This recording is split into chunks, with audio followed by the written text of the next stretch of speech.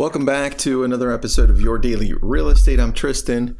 This episode is brought to you by brillianttribe.com. Check us out. It's where we help you grow your business. But look, I'm reading this stat that we got today from 1000 Watt. It's a survey they did. And I'm going to read a couple of things to you here. If you're watching on, I wasn't going to share this, but if you're watching on YouTube, I will share the screen and you'll be able to see what I'm talking about. And if you're not, don't worry, I'll read it to you. Research insight. Here's what it is. Buyers are now more likely to think that agents are overpaid. Okay, great. I think we all know that right now. But here are the stats. Over the past 2 years, starting now, right? We're in 2024. This is a new stat, new survey. Over the past 2 years, 40 to 45% of consumers held the view that agents are overpaid. 45. Let's go with the top higher one, 45%. Now, following the implementation of the settlement, 57% hold this view. So it just went up. Why? Well, because the lawsuit put everything into perspective for people. It also put it in their face. The media took it to another level. And those know more about the settlement are even more likely to hold this view. So those who know more about the settlement. That's just an error on this slide that they gave me. Now, here are other stats here that just outline this a little bit more. Generally speaking, do you think real estate agents are paid too much? Here's a survey, all answers. And I don't know how many people were surveyed, but it says 57% said yes, which is the number we talked about. 43% said no.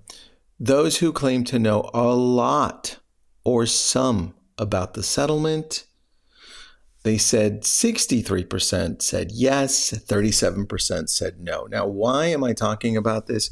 Because the trajectory for buyers is that it's going up.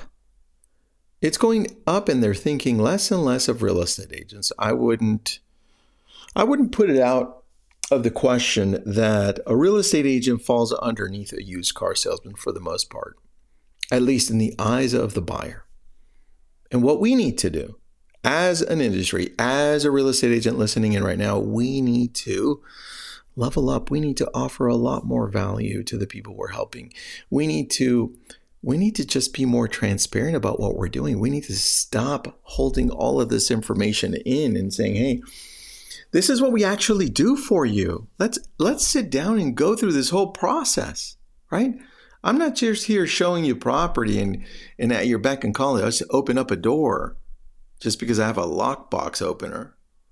I'm here because that's only a small part of the journey. You're going to find the right home for you, and then we're going to take you through this whole process. In fact, my relationships mean a lot to this process because I may have the best relationship with that agent that you submitted an offer to. And now we're negotiating. I'm negotiating when you're not even seeing anything.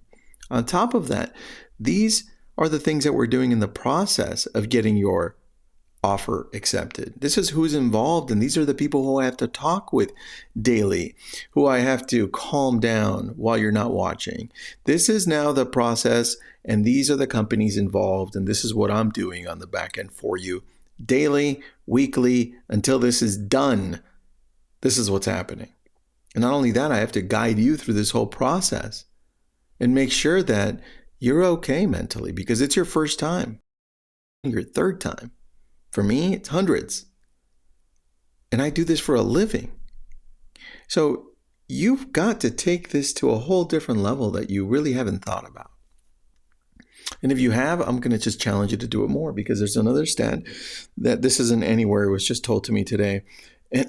And this is part of the same survey, but it's, so they had me guess. It's like, Tristan, how many hours do you think that most people think agents work in helping them with this whole process of buying a home? Well, I didn't even know the answer in the first place, how many hours we actually work. So I guessed, 35. I had people guess 15, which, by the way, most buyers think that it's 25 or less. 25 hours or less. And I thought 35. Other people came in at 40, 50, 60, 70. The number's 87. That's how many hours on average we work per transaction here on the buyer side. That's crazy.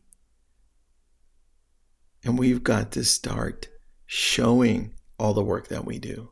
Outline it. Go with ChatGPT. Ask it to outline it for you. Create a whole presentation off of this on Gamma. The point is, show it more, talk about it more, connect with people through the value that you actually have to offer.